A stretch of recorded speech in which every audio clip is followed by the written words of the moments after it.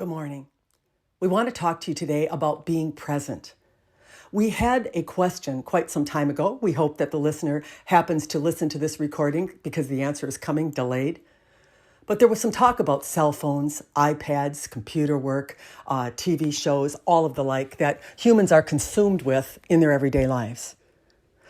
She was saying, well, certainly there were newspapers, things that people were also burying themselves in the past, and no one deemed those as being something of a detriment. Yeah? It isn't so much that these devices are a detriment, but what they do is remove you from the present moment or the enjoyment of what comes from observing life. When you are in interaction with a live human, you are in interaction with them as an observer, as a feeler, as an appreciator, as one that is grateful, and you are to absorb or immerse yourself in that experience.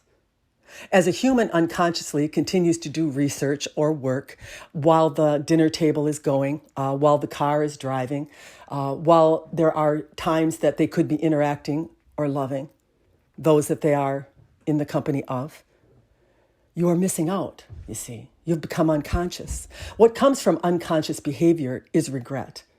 As a human ages and they look back over their life, it feels as though it was fleeting. It feels as though there wasn't enough time with their loved ones.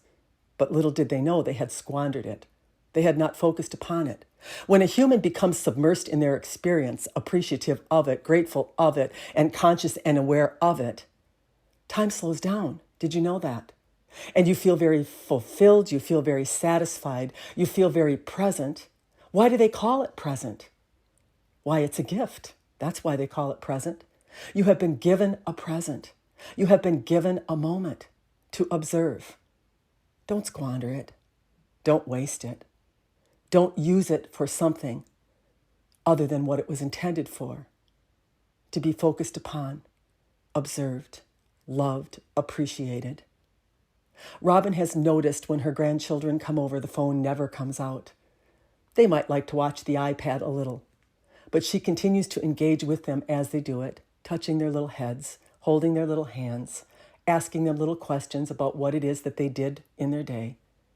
And there is never a second that her attention is gone from them, you see.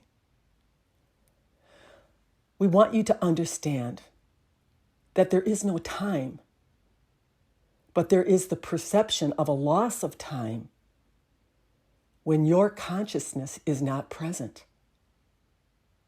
When you become fully invested in the people in your life and the exchanges that you are having, time will slow down. In this enjoyment of the engagement that you are in, the universe receives you in that, and the moments become enriched, felt differently, slowly, savored even. We hope that you understand that we are trying to communicate to you that your devices are not bad things, but they are things that should be designated or discussed. I am in research time now. I will be withdrawn for an hour. I am taking a call for a moment, and then I will be back to you. This constant distraction with no explanation of why you are removing your presence, from those that you are interacting with, is actually causing time to fleet and regret to creep in, you see. We want you to know that those that you are in union with or experiencing with are here to teach you, to love you, to hold you in high regard, and to experience this wonderful gift of life that you are all a part of. If something isn't breathing and something isn't feeling, then it is not more important than those things that are. We don't want you to condemn yourself or judge yourself or totally give up your devices.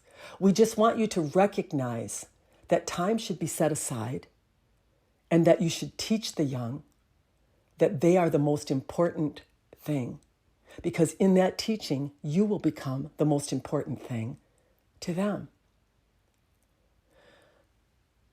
Set a precedence.